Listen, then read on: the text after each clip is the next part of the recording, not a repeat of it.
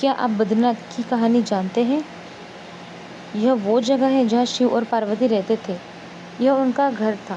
एक दिन नारायण यानी विष्णु के पास नारद गए और बोले, आप मानवता के लिए एक खराब मिसाल हैं। आप हर समय शेषनाग के ऊपर लेटे रहते हैं। आपकी पत्नी हमेशा आपकी सेवा में लगी रहती है और आपको लाड़ करती रहती है। इस ग्रह के अन्य प्राणियों के लिए आप अच्छी मिसाल नहीं बन पा रहे हैं। आपको सृष्टि के सभी जीवों के लिए कुछ अर्थपूर्ण कार्य करना चाहिए। इस आलोचना से बचने और साथ ही अपने उत्थान के लिए विष्णु तप और साधना करने के लिए सही स्थान की तलाश में नीचे हिमालय तक आए। वहाँ उन्हें मिला बद्रीनाथ, एक अच्छा सा छोटा सा घर जहाँ सब कुछ वैसा ही था जैसा उन्होंने सोचा था। साधना के लिए आदर्श जगह लगी उन्हें ये। वह उस घर के अंदर घुसते ही उन्हें पता चल गया कि यह तो शिव का निवास है और वह तो बड़े खतरनाक व्यक्ति हैं। अगर उन्हें गुस्सा आ गया तो वह आपका ही नहीं खुद का भी गला काट सकते हैं। ऐसे में नारायण ने खुद को एक छोटे से बच्चे के रूप में बदल दिया और घर के सामने बैठ गए। उस वक्त शिव और पार्वती बाहर कहीं टहलने के लिए गए थे। जब वे घर वापस लौटे तो उन्होंने देखा कि एक छोटा सा बच्चा ज़ोर ज़ोर से रो रहा है। पार्वती को दया आ गई। उन्होंने बच्चे को उठाने की कोशिश की। शिव ने पार्वती को रोकते हुए कहा, इस बच्चे को मत छूना। पार्वती ने कहा, कितने क्रूर हैं आप, कैसी नासमझी की बात कर रहे हैं। मैं तो इस बच्चे को उठाने जा रही हूँ, देखिए तो कैसे रो रहा है। शिव बोले, जो तुम देख रही हो उस पर भरोसा मत करो। मैं कह रहा हूँ ना, इस बच्चे को मत उठाओ। बच्चे के लिए पार्वती की स्त्री सुलभ मनोभावना से उन्हें शिव की बातों को नहीं मानने दिया। उन्होंने कहा, आप कुछ भी कहें, मुझे कोई फ़र्क नहीं पड़ता।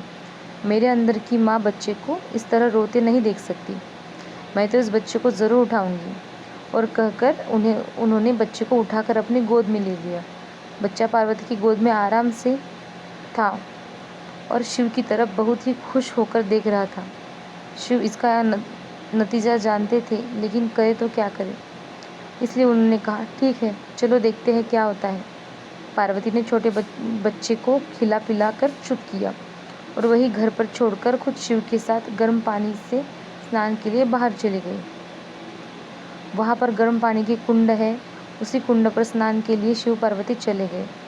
लौटकर आए तो देखा कि घर अंदर से बंद था। शिव तो जानते ही थे कि अब खेल शुरू हो गया। पार्वती हैरान थी कि आखिर दरवाज़ा किसने बंद किया।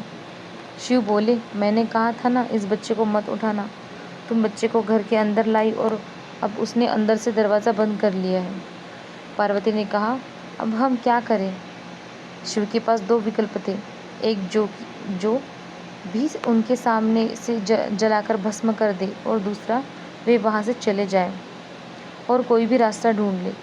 उन्होंने कहा, चलो कहीं और चलते हैं, क्योंकि यह तो तुम्हारा प्यारा बच्चा है, इसलिए मैं इसे छू भी नहीं सकता। मैं अब कुछ नहीं कर सकता, चलो कहीं और चलते हैं। इस तरह शिव और पार्वती को अवैध तरीके से वहाँ से निष्कासित कर दिया गया। वे दूसरी जगह तलाश करने के लिए पैदल भी निकल पड़े। दरअसल बद्रीनाथ और केदारनाथ के बीच एक चोटी से दूसरी चोटी के बीच सिर्फ 10 किलोमीटर की दूरी है। आखिर वे वह केदार में बस गए और इस तरह शिव ने अपना खुद का घर खो दिया। आप पूछ सकते हैं कि क्या वह इस बात को जानते थे। आप कई बातों को जानते हैं, लेकिन फिर भी आप उन्हें उन बातों पर अनदेखा कर उन्हें होने देते हैं। तो फ्रेंड्स, आपको आज की कहानी कैसी लगी, मुझे कमेंट्स करके और लाइक करिए और बताइए कैसी लगी कहानी। चलिए अगली कहानी के साथ मिलते हैं, तब तक के लिए बाय बाय।